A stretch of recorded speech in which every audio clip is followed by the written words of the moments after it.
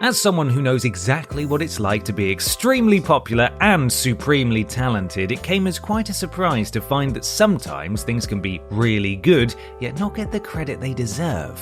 It's true. Just look at the music charts to see that quantity of sales does not necessarily reflect quality of product. That's something I'm able to say now because I am very old. We've already produced a list of 10 bad games that sold well, but this time we're looking at the even more tragic circumstance of great games selling poorly despite being, well, nearly as great as me.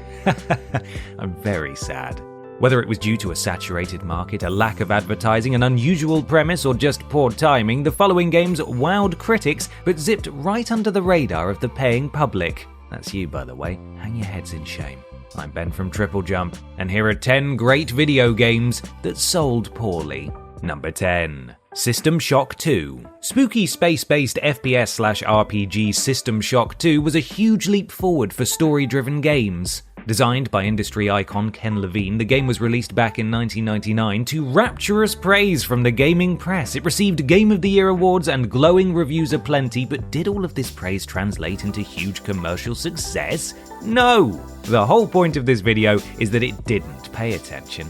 Released for the PC when the likes of Doom, Quake and Unreal Tournament were dominating the FPS scene, System Shock 2 never quite achieved the sales it deserved. It seemed that PC owners back then didn't like the idea of creeping around atmospheric corridors and being murdered by rogue cybernetic organisms. They would rather be hurtling around featureless industrial corridors murdering each other instead. More fool them, I say. Now, you probably already know this, but System Shock 2 designer Ken Levine would go on to helm a spiritual successor to his 1999 masterpiece. This game was called BioShock, and it replaced the cold, dark void of space with the cold, dark void of the ocean. It would also likely qualify for a list of 10 great games that sold well, but that would be a pretty boring list, wouldn't it? At least Mr. Levine got a happy ending then, despite his apparent interest in cold, dark voids. Number 9. Spec Ops: The Line. Almost all gamers heartily enjoy strapping on a pair of virtual combat boots and charging blissfully into a battlefield while waving a digital assault rifle and whooping maniacally. Few have stopped to wonder whether such high-octane action experiences set in present-day combat theatres are a little too close for comfort, however. 2K Games' 2012 third-person shooter Spec Ops: The Line attempted to challenge players with a war game that was light on the bravery, glory and flag-waving and heavy on the atrocities, tragedy and aftermath. "How dare you enjoy this?" says Spec Ops: The Line. "It's horrible." It is really, isn't it? No prizes for guessing how well that went down with the general public. Honestly though, it's likely that many people at the time just thought that it was another modern FPS to go along with the countless others that were lining the shelves and decided to give it a pass. If you were one of those people, you really missed out on something quite spectacular. While critics had mixed opinions on the gameplay and longevity of the title, almost all of them praised the storyline and art direction. The game featured numerous harrowing scenes and a player character who acts irrationally in the face of the terrible decisions he has to make in the heat of battle. It'll really make you think. You may not enjoy it, necessarily, but that's part of the point, and it's a good point. Number 8. Kingdoms of Amalur: Reckoning. If Electronic Arts' reputation is anything to go by, you'd think their executives sleep on beds of money in golden towers and kidnap children from poor families to work unpaid in their video game mines. However, they do occasionally take a break from repainting FIFA and hawking loot boxes to do something benevolent, like give a new intellectual property a chance. With a huge open world, extensive character customization, strategic real-time combat, lore created by R.A. Salvatore, and artwork created by Todd McFarlane, Kingdoms of Amalur ticked a lot of boxes. Visually reminiscent of the Fable series, the game also channeled the likes of the Elder Scrolls. Reviewers praised the gameplay, story, and skill progression, and the few players who did try it out enjoyed a high-quality RPG experience. It's had a cult following ever since, but cult followings don't often equate to much revenue. Kingdoms of Amalur: Reckoning hoped to be the beginning of a new mega franchise, but it fell at the first hurdle, with co-publishers 38 Games filing for bankruptcy soon after release. It's not all doom and gloom though. With a re-release hitting shelves in 2020, perhaps there's life in the old dog yet. I reckon you should give it a try. Number 7. Oddworld: Stranger's Wrath. Take the popular and unusual Oddworld setting, shift the perspective and add a rootin' tootin' Wild West theme, and what do you get? Disappointing sales, apparently. Developers Oddworld Inhabitants were clearly expecting something else when they dreamed up the fourth main entry in the Oddworld series. Unfortunately for Oddworld's Stranger's Wrath, things didn't quite pan out. Does that qualify as a pun? As in panning for gold like a Wild West prospector. The fact that I have to explain it probably means the pun is very good. In the game, players take on the role of a crossbow-toting bounty hunter known as Stranger. Looking like Clint Eastwood put through some kind of terrifying horse filter, Stranger stalks the Western-themed setting looking for outlaws with bounties on their heads. Of course, there's more to it than that, and those players who did take the plunge were treated to an emotional and twisting tale as Stranger's origins are gradually revealed. Also, the crossbow fires live bugs and critters. It's adorable and revolting at the same time. Oddworld's Stranger's Wrath did exceptionally well with the critics and picked up numerous awards, but fell completely flat with consumers. Perhaps EA's lack of marketing was to blame, or maybe the unusual premise was just too hard to sell to the average gamer. Either way, there are HD remakes out there for anyone who missed it, so hopefully it finds the audience it deserves. Number 6. Panzer Dragoon Saga. The first two Panzer Dragoon games were highly regarded exclusives for the Sega Saturn. They were on-rails shooting games in which players piloted a powerful dragon and blasted enemies with multicolored homing lasers. That's right, these particular dragons issue the traditional fiery breath in favor of laser beams. Does that make them more or less awesome? Answers in the comments below, please. I don't know.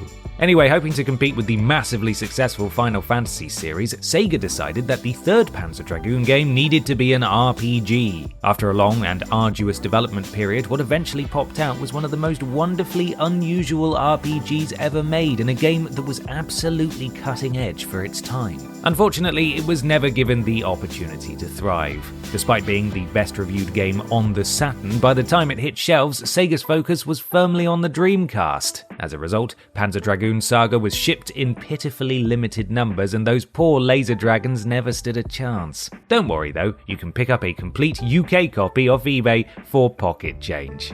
Adam, can I dip into the petty cash? It's important. Number 5. Enslaved Odyssey to the West.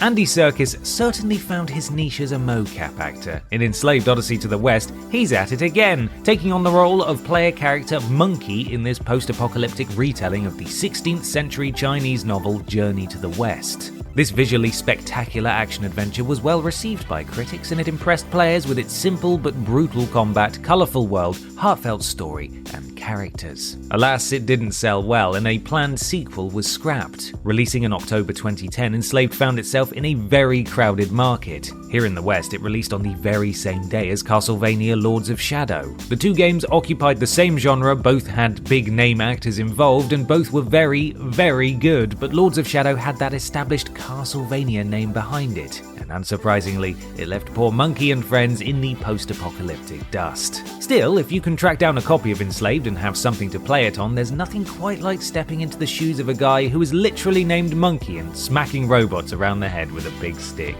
Number 4. Beyond Good and Evil. At this point, you might be noticing an unfortunate pattern. Most of these games tried to do something outside the norm and got punished for it. Ubisoft's 2003 action-adventure Beyond Good and Evil is perhaps the most tragic example, with a disparity between quality and sales performance that's enough to make a grown man cry. And while he's not fully grown, that man is tiny Peter Austin. In this atmospheric adventure, players take control of a young journalist and fan of all things green, Jade. The game offers a fascinating world to explore with a great story to sink your teeth into, and it is now considered by many, and tiny Peter Austin, to be one of the greatest games of all time. So, why the lack of sales? Well, it was probably that tried and tested combination of poor advertising and a saturated market. Ubisoft was more interested in pushing Prince of Persia: The Sands of Time, and Beyond Good and Evil struggled to get noticed. It's a shame to think that if creator Michel Ancel had played things a little more safely, he might have had a big hit on his hands. There is good news though. Beyond Good and Evil 2 was announced at E3 in 2017, and wow, it was that long ago. Okay, never mind, it's dead everyone. Sorry to get your hopes up. Number 3.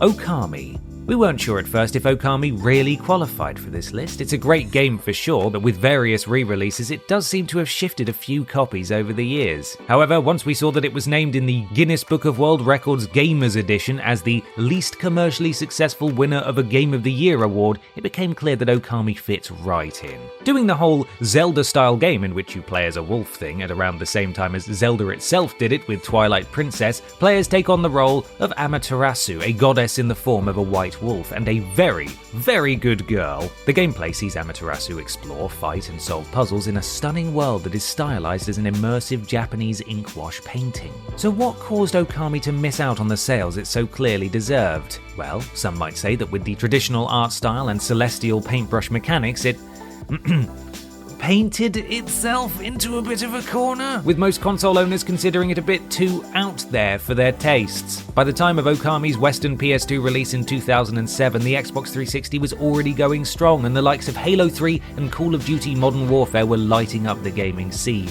Maybe Okami just needed more rocket launchers. Number 2. Free Space 2. Despite sounding a bit like a program that cleans out your hard drive, Free Space 2 was an incredibly well-reviewed space combat sim released for the PC in 1999. With a Metacritic ranking of 91 and featuring stunning graphics for the time, exceptional dogfighting, and a gripping storyline, it's hard to believe that the game failed to come close to its sales expectations. So what went wrong? One possible reason put forward by developers' volition was the dwindling popularity of the joystick. Well suited to games involving flight and aerial combat, the joystick was receding in popularity thanks to the rise of the FPS scene and the mouse and keyboard control style. Sadly, young men just weren't using their joysticks to entertain themselves of an evening anymore. The space combat genre has been somewhat niche ever since. Even if a publisher manages to secure a massive worldwide license like Star Wars, sales would likely pale in comparison to an FPS or third-person action game using the same IP. Maybe it's time for a revival. Come on, fellows, grab your joysticks and join the fun. Number 1. Earthbound. With the benefit of hindsight, quirky SNES RPG Earthbound had an uphill battle to achieve commercial success in the West. Shrugging off the more traditional fantastical settings of contemporaries like The Secret of Mana and Final Fantasy, Earthbound developers HAL Laboratory opted for a present-day send-up of Western culture in cutesy, goofy, turn-based form. It was a risky move that didn't work out. The game performed poorly in America, and it was not released in Europe until 2013 via the Wii U. Its reputation, however, has grown, and Earthbound is now viewed as a classic by Nintendo fans and RPG enthusiasts alike. The captivating storyline and intelligent humor provide an interesting juxtaposition to its cartoony graphics and offbeat tone, and it was a commendably brave move to shy away from the established norms of dragons, knights, and sorcerers. Commendably brave, but not all that profitable. Whoever was behind the American marketing campaign needs a good talking to, though. The slogan, "This game stinks," and the gross-smelling scratch and sniff panels in magazines were an unusual idea, to put it as nicely as possible. Maybe next time, promote a game in a way that actually makes it seem like it might be good, eh? Silly Nintendo.